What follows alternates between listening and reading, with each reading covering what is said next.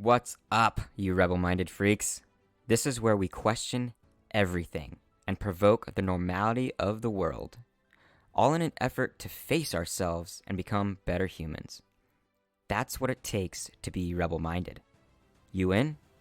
Let's do this. Here we go again, friends. I'm your host, Zach, and today I am a powerlifter. That's what I am today. Today, I am a powerlifter, and I am a friend, and I am a believer. So let's start with that. But it's been a really good week for me, I think it has been a good week for me. There's a lot to be grateful for this last week. I had a lot of really good interaction. I've been pushing myself to have that interaction, and I think that's given into belief. But I don't want to get too crazy today. I want to get straight into this episode because it's going to be a long one. So, as we move forward, who are you today? What have you been today? What are you proud of being today? Hail to the strong and the resilient. To everyone still fighting, to every one of you that are still curious, to the minority out there who decide that there is something beyond just surviving life and following the rules, fucking welcome to the Rebel Minded Podcast. This world be crazy, my friends. There is so much going on.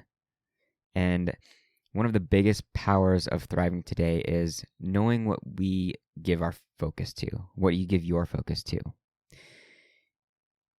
It's this crazy buildup over the years of taking the idea of life from the outside view and making sure we can pay our bills and balancing that with finding what it is about each and every one of us that truly makes us feel satisfied in this crazy life. And it's just not easy. It's just fucking not. Thinking apart from the group isn't easy. Venturing out on your own, speaking truthfully of your own desires, and getting things to happen for you may be the hardest thing that we ever do. Or at least right now. But damn, I can only give you a massive hug because I respect the fuck out of that. I really do. It's tough. And it has nothing to do with your success per se. It has to do with your effort. And it takes miles of it, pounds of it. The more years that I stick to a journey of my own, the more I realize how insane it may look to others, but how true it feels to me. It's this constant giving into one bucket and taking from another. Whoever it is that you're trying to be, and I put a huge emphasis on trying, stay the course. I don't care how lost you feel, how many detours you have to make, how many people you lose. There is nothing more satisfying than seeing yourself grow into something that may have only been a dream for you. Forget the money, the fame, and the success. Even if that's what you get, what seems to be more satisfying through it all is the connection you make with your soul and your heart and the people around you. That all of us have something inside of us that is the best version of us. That whatever that angle is, that it will do two things that matter more than anything. And that is being purely and unapologetically yourself and giving the world your best. To give value that can only come from you. That's power. That's bliss. That's happiness. Jim Carrey gave a famous commencement speech to a bunch of graduates saying, "I wish people could realize all their dreams and wealth and fame so they could see that it's not where you're going to find your sense of completion." And even then, Jordan Peterson speaks, life is suffering. What do you do about that? You voluntarily accept it and then strive to overcome the suffering that's a consequence of that. And I also believe this. But the point is that we are meant to be challenged, that we are meant to fight that suffering. And in that, we will not only become our greatest selves, but also be more satisfied with what we have overcome. And to be this person that we are constantly chasing We have to let go of who we were. We have to remember that the past is for reflection, not for reliving. You are not your past. You are repeatedly, in every moment, capable of changing your life in the direction that you see fit, the one that you've always wanted to believe in, and it's waiting for you. The other part of our growth is realizing how important change is, realizing that we cannot grow without attempting to be someone who is not the past version of us. That also means that you may not get it right in whatever you try. You may be 1,000 different things, have different experiences, stating different truths before you find your most genuine self. And that is exactly what stands in your way. Becoming something else in order to piece together the puzzle that you are, which means doing some of the toughest things you've ever faced, which means going against your own feelings in order to see what may be. And so, for many men today, that's vulnerability. Male vulnerability, definitely including myself, will be one of the hardest things most of us men will ever face. And that is the exact thing I plan on provoking today. Let's get rebel-minded. Episode number 45. Male vulnerability. How important is it? I've been in practice of vulnerability for a while now. Not completely immersed. I think my heart would give out from overstimulation. But dabs here and there.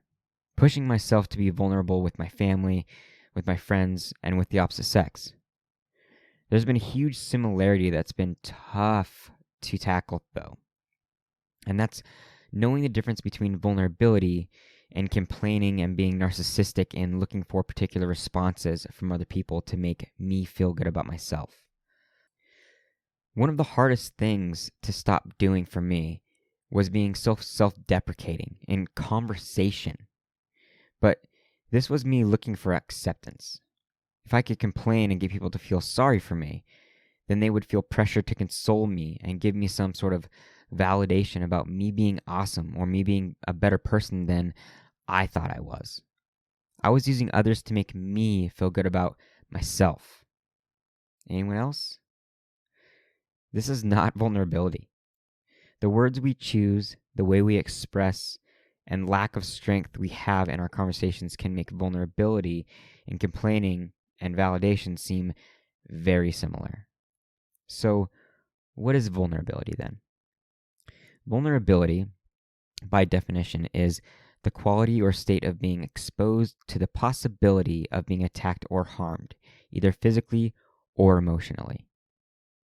For me, this will be really hard to explain, I think, because knowing that difference is still very new to me. It's not easy to become skilled at something that we haven't done most of our lives. And to be honest, most of us have created a pretty heavy guard. Most of us, even the women too, have created a quote-unquote version of us that is meant to satisfy those around us, that is meant to get others to accept who we are. And why? Because acceptance of the tribe is real. History shows us how much we can't do it alone. So we become something that is accepted and even valuable to those around us, even though it may make us miserable, even though it may be something that isn't true to ourselves. It's why we are so afraid to be ourselves. Exile equals death. And even knowing we aren't going to die if we decide to go against the grain, our minds use our fear to give us doubt about becoming or even just saying something that others may not like. It may deter us from our dreams and push us straight back into the arms of our tribe, where we force ourselves to be the thing that they need again. Now, there is a way to be our true selves, but it may mean being exiled from one tribe in order to find the one that you actually fit in, and you may spend a lot of time in between. So, who is in your tribe? What are you a part of? Do you feel authentic in that tribe?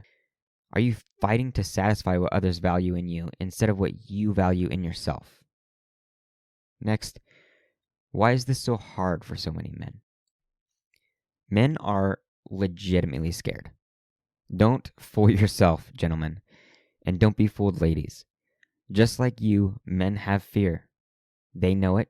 You know it. We have a lot of fear. Now, I'm not saying deep down all men are without courage or resilience. I'm not saying men are cowards. And courage is not being fearless. Courage is acting in spite of fear. Once you realize that, facing fears actually does get a lot easier. You shouldn't be waiting to be fearless because it just won't happen. That also means you can stop beating yourself up for not being fearless. But for so many reasons, it's not man's fault for hiding fear. Men, it's not your fault. You've been brainwashed, faked out, bamboozled. You've been given false information. You've been guided down an emotional path that is not real. Probably by someone who is just as afraid to show fear as you are now. Doesn't that seem kind of ironic? That we're afraid to show fear? And why? Mostly it tends to be to make sure that we attract the opposite sex, to show our significance and why we are worthy of being known, partnered with, and included in something of value. We hide our vulnerability for the sake of getting jobs and promotions, to get women to think we are Superman, and to show that we are stronger and better than other men. And I get it. I truly, truly do. It's a damn appealing position to be in, especially when we see what other men attain because of their fearlessness, their machismo, their emotionless stoicism. But for all of what these type of men attract, they may be getting more than they can chew, because even in our success, we have weakness.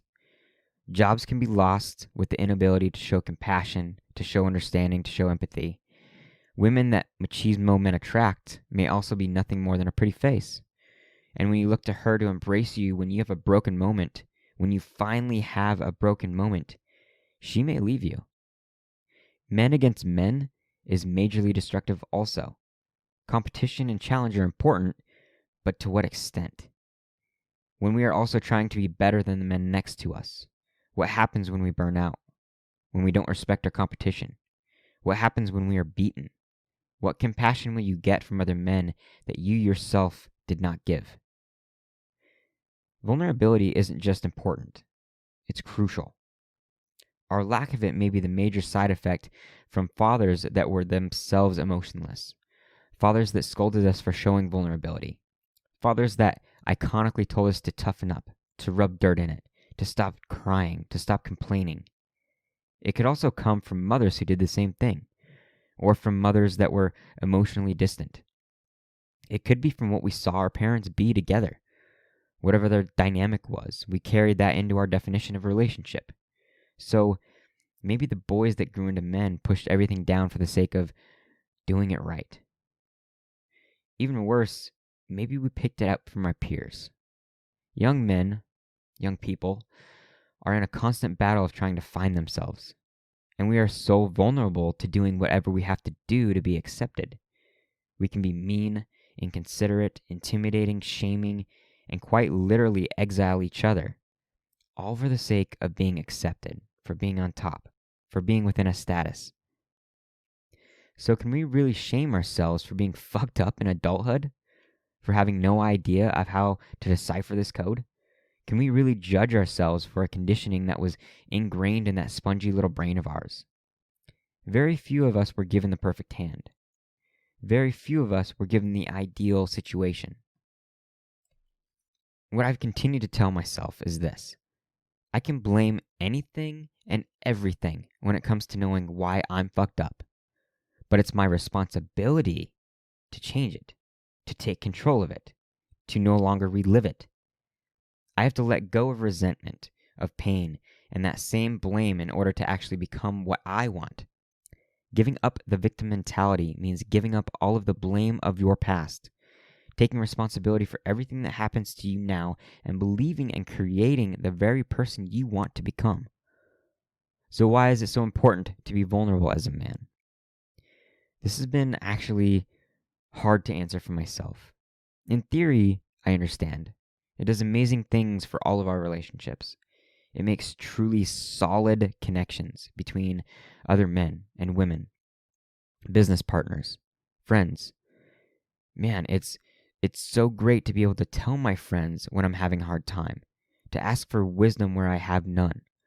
It's fucking relieving being able to talk to women about my soul, about my struggles, and about my passion. But why is it so fucking important? Maybe it's unique to each one of us. Or maybe it's just unique, or maybe it's just a unique feeling for each of us. What I do know is that it has given me so much trust in other people. Yeah, vulnerability has made me trust other people. It's almost completely dissolved my anxiety, and it's made me feel more powerful than I ever have. Vulnerability has given me more belief in myself than almost anything else that I've done. More than self-affirmation, more than my vision board, more than speaking to myself out loud that I am worthy. Vulnerability has one purpose from my perspective. Aside from all the amazing side effects of feeling worthy as a human and feeling stronger intimacy with partners, it gives us men balance. A balance that has been missing for so much of our lives. Through my experience on this earth, I've seen nothing much more than pain when it comes to the adhering to one position exclusively. To be fully masculine, to be only focused on financial success, to see superiority in race or religion, to mold the body for the sake of attraction. It creates this odd ferocity about anything outside the one view that you yourself have. I believe that balance is what makes us our best human. Embracing the opposite, or embracing the gray area in between. The challenge of embracing them can be difficult, but without it, we have no way of understanding the women of our lives. The religions that differ from ours, the cultures, the spirituality, the emotions. Men cannot be their best without balance. Women cannot be their best without balance. So, it should be part of our life's work to experience what we ourselves do not know. Instead of shaming our partners for being emotional, maybe we should meet them in the emotional state. Instead of prizing ourselves on being a perfect religious altar, we should learn about other religions and spirituality. Maybe instead of building a group of men that have pissing contests and only speak on skills and money, we should talk about what's hard, what we've failed at, how we need help understanding our girlfriends and our wives. There may be doubt in experiencing the new, but with it comes a power and love from others that we've never known. Humans, believe it or not, are far more accepting and more compassionate than we realize. And it's time to challenge the idea that we live in this world alone, and the only way to be a quote-unquote success is to be a warrior. What about the lover, the magician, and the king? This is a reference to an amazing book called King, Warrior, Magician, Lover. I'll cite it in the details. We are meant to transition between these styles of our internal selves in order to truly conquer life. So, to really hit that balance, I'm not asking men to not be tough. I'm not asking men to give up on what you're good at. But just as black needs white, just as the sea needs the land to be contained, a warrior still has to know how to shed his armor, because he cannot always carry that weight. Vulnerability is that shedding of the plates, the shield, and the sword. It's the man that his wife needs after the battle. What is it that we gain in our relationships if we can become better with this so-called vulnerability? I think it's discovery. It's knowing what we don't know. It's being shown a world of color that we can't feel on our own. I think this goes both ways for men and women. I think we are given the space to see the world our partner sees. Vulnerability can be crazy eye-opening. I think that each sex has something that is meant to be given to its opposite.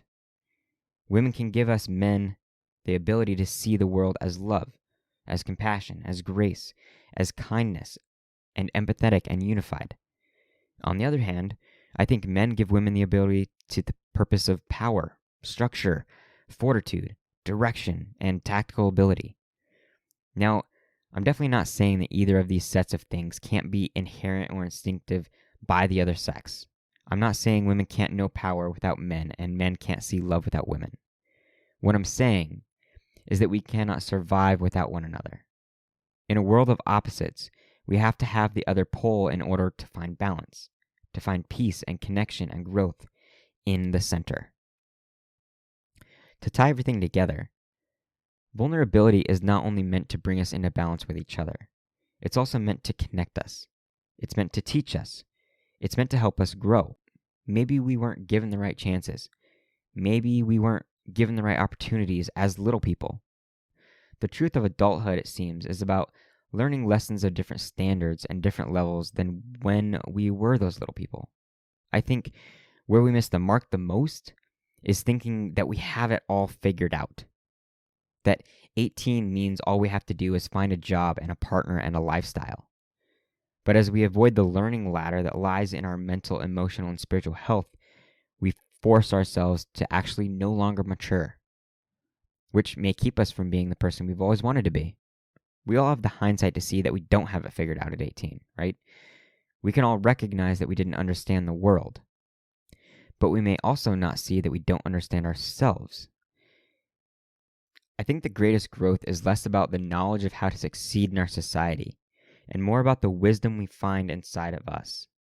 And wisdom comes from knowing oneself. And knowing oneself comes from experiencing the many facets of the life. Being vulnerable with the self and being vulnerable with other people around you that you love is also one of those facets. So I'll leave you with this. My most compatible relationship ever with another human being was my last one, which is a good sign, obviously, that I'm progressing. I'm on the right path.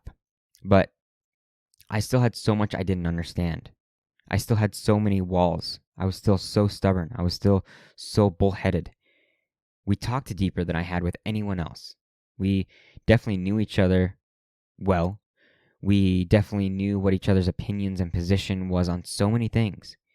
Yet, it still fell apart. And why? Well, for a lot of reasons.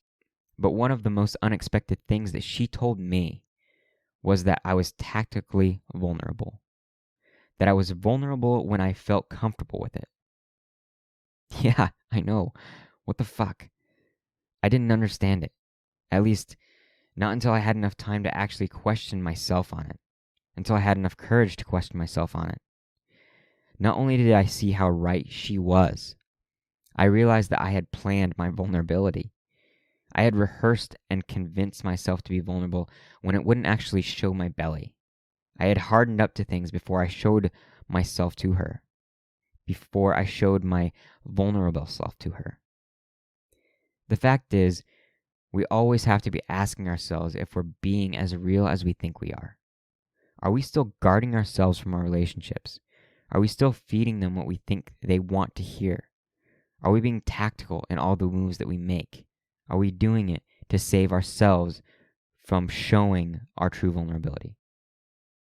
Being vulnerable is hard because it's not just about showing our soft belly, but allowing for others, trusting others to be kind when they have all the potential in the world to hurt us. Being vulnerable can't be tactical. Being vulnerable can feel like pulling up your shirt in the cold, like opening a wound to the rawness of the air, or taking off those invisibility sunglasses like in Big Daddy. We all have such a small window in which to give it our all in this life. So, will we take advantage of that window and face our insecurities and our challenges? Will we do it for ourselves? Will we do it for the other people that we love? Will we open up to each other for the sake of connection? And will we share enough of ourselves to be fully seen? Are you being vulnerable? There's only one way to find out. I'm your host, Zach, speaking here on the Rebel Minded podcast. Are you rebel minded? Out. All right, guys. If you're here, then you have some sort of connection or curiosity of what goes on. So from the bottom of my little hamster heart, thank you. Even through a mic, that's what we call connection. And my life always gets better and more clear with all the souls that I get to connect with. If you like what you're hearing, or you want to share your story with me and the podcast, which I would absolutely love, write in. Send me an email or send me a text. You can contact me through IG as Creed Soldier or email me at zachary@chaoscreed.com.